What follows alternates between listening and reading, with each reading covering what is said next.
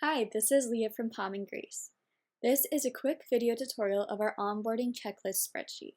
In this video, I'm going to show you how to take advantage of all the unique features so you can easily and seamlessly track your onboarding. So without further ado, let's get into the tutorial. The very first tab that you're going to go to is the Start tab.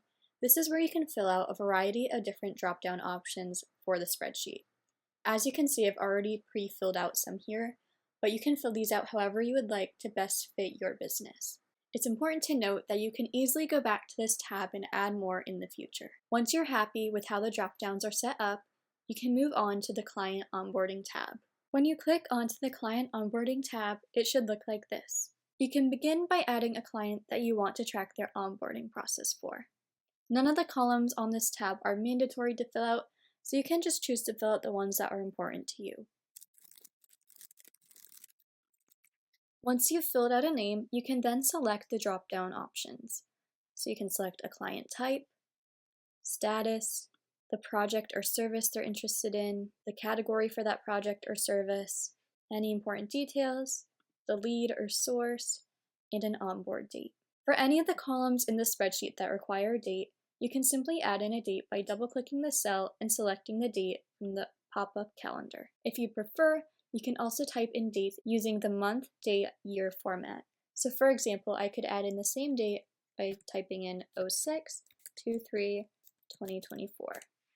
You can then add in any important contact information over here, and then you can add in contract dates. So for example, you could add in a signed date, start date, and an end date. The status column will automatically populate based on the end date that you select. If the end date has already passed, then the status will be ended.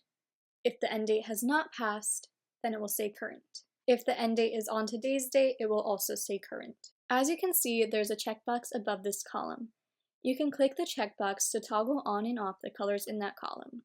This can help with organization. Moving on, you can add a payment method, and then we get to the onboarding checklist section. You want to change the titles of each of the columns for each step of your onboarding process. If you need more than 3 columns, you can easily add another column by right-clicking this cell here and clicking Insert One Column Left. Then you can use as normal. If you need fewer columns, it's important to delete any extra or unneeded columns.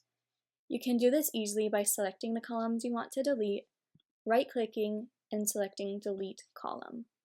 This will impact the calculations, and you want your data to be as accurate as possible. And you can absolutely change the columns and onboarding steps over time. Once you've added in the onboarding progress parts, you can then go in and begin to check the checkboxes as they're complete. As you can see, the progress bar to the left and the percent will automatically update. Additionally, you may notice this checkbox up here. You can toggle this on and off to highlight any clients whose onboarding is complete. As you can see, when I check it, it turns green over here.